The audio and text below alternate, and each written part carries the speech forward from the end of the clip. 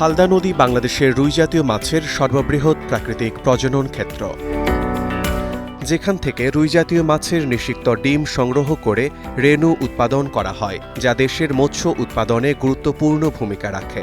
হালদা নদীকে কেন্দ্র করে সারা বছরে আবর্তিত হয় এক শক্তিশালী অর্থনৈতিক কর্মযজ্ঞ। এই নদী শুধু পানি নয়, এ আমাদের গর্ব, আমাদের ঐতিহ্য।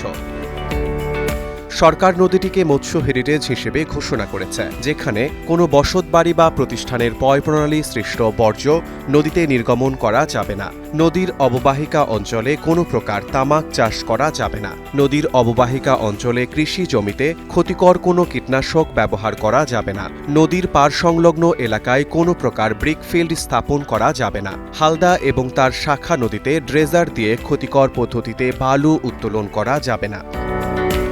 আসুন হালদা মৎস্য হেরিটেজ রক্ষা করি, হালদার পোনায় দেশ ভরি।